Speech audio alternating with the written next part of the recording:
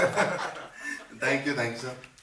सो उसके लिए बहुत डीप मतलब एक केस स्टडी से हम स्टार्ट करते हैं।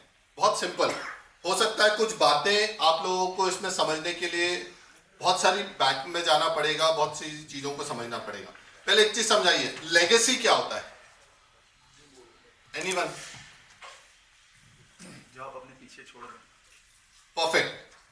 आपको पता है इंडिया के जितने बड़े इंडस्ट्रियलिस्ट हैं, सब जो भी हैं, वो सब लेगेसी कैरी फॉरवर्ड करते हैं। कैसे करते हैं? टाटा, बिरला, अंबानी, ये लोग इन्होंने एबीसी से थोड़ी स्टार्ट किया है। कहां से स्टार्ट किया है? The same happens with this industry. आप जहां छोड़ोगे आपकी फैमिली उसी को आगे कैरी फॉरवर्ड कर सकती है। This is the biggest beauty of this industry. अब आप मेरे को एक चीज बताओ, इंडस्ट्री में बहुत सारे चेंजेस आ रहे हैं, तो चेंजेस में कैसे अडॉप्ट करेंगे? मैं इसके साथ ब्रांड पे आ जाऊंगा, हम ब्रांड बिल्डिंग कैसे करेंगे, हमें चेंजेस को कैसे अडॉप्ट करना है। पहले आप एक चीज समझिए, क्या पहले आज से 2000 के पहले मार्केट में म्यूचुअल फंड ब्रोकर्स नहीं थे? आज और 2000 के पहले में क्या फर्क है?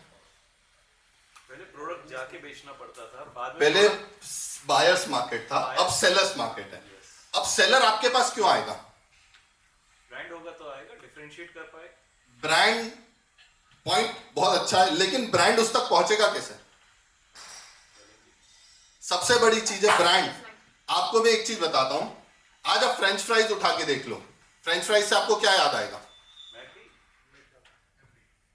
कि सिंथेसाइजर उठा के देख लो, क्या याद आएगा? ये ब्रांड आज लोगों ने दिमाग पे हिट कर दिया है। KFC कहां से स्टार्ट हुआ? मतलब आप एनीथिंग जो आप सोच सकते हो, आप वो कोई सा भी ब्रांड बताओ, आज वो जो इंटरनेशनल ब्रांड है उसको कैसे जज करते हो आप? आज आपका बेटा, बालक, बेटी, व्हाट्सएवर, वो अगर उसको कुछ लेना है तो सबसे पहले बोल देगा मेरे को इस ब्रांड का चाहिए, उसको उस प्रोडक्ट से कोई मतलब नहीं है। The things are changing tremendously. जिस तरह से लोगों का इनकम पावर बढ़ रहा है, एक्सपेंडिचर पावर भी बहुत तेजी से बढ़ रहा है। अब एक्सपेंडिचर पावर में आपको उसको प्रूव करना पड़ेगा कि मेरे को ये प्रोडक्ट आपके लिए लाया है। अब हमारी इंडस्ट्री में ब्रांड कैसे बन सकता है? पहले आप सजेस्ट करो। एनीवन? हमारे यहां हमारे कॉम्पिटिटर्स कौन है?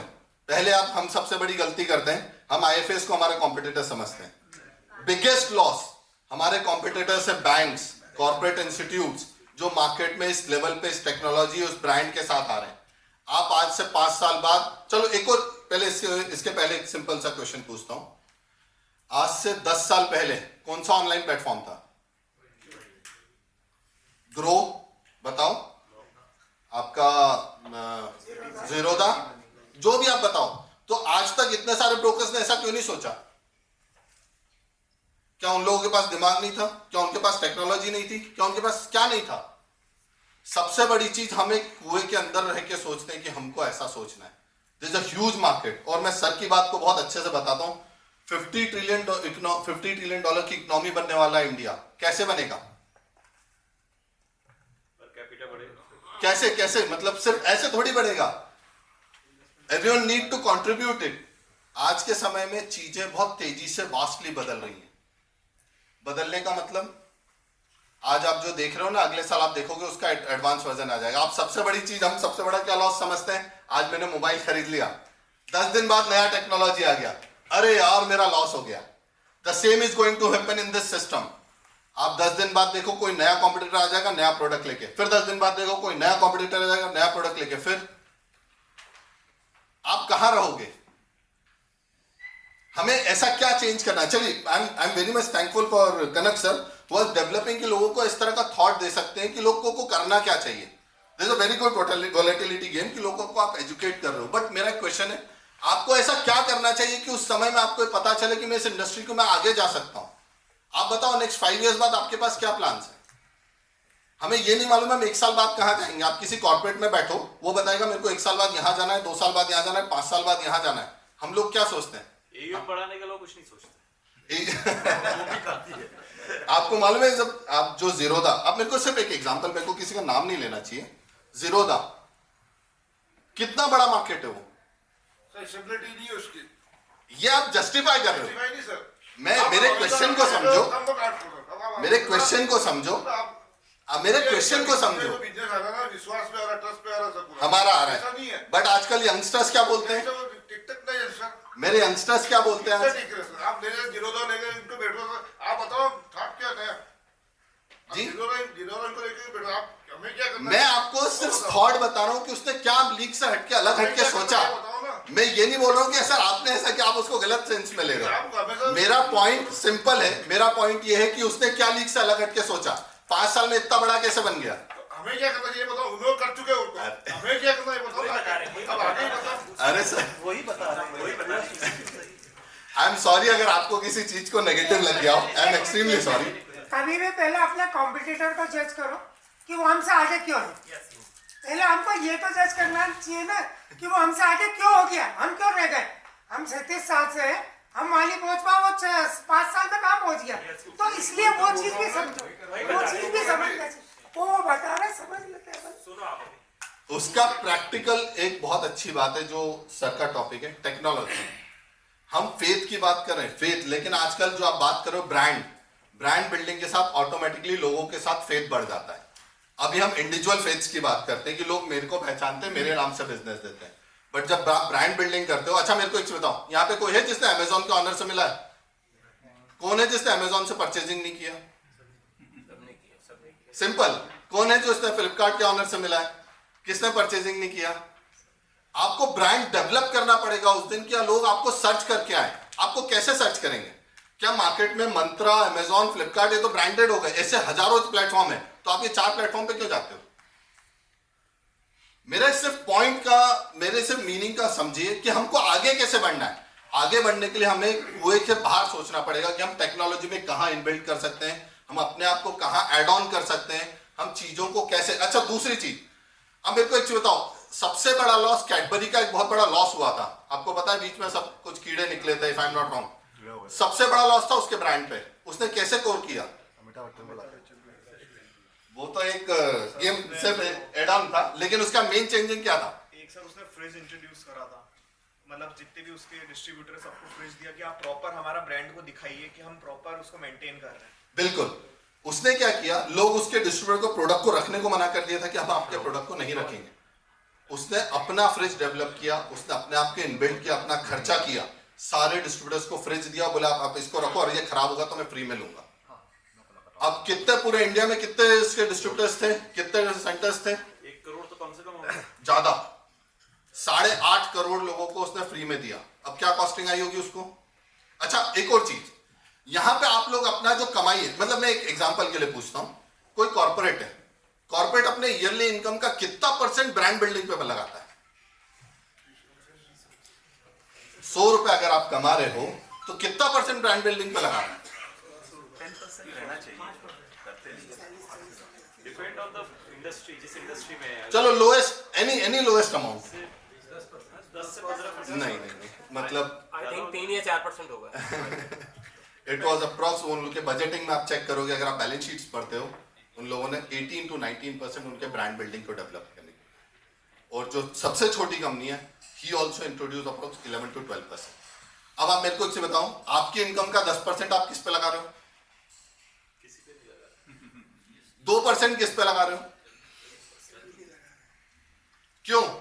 आप फिर बताओ कि लोग दूसरे आगे क्यों नहीं जाएंगे?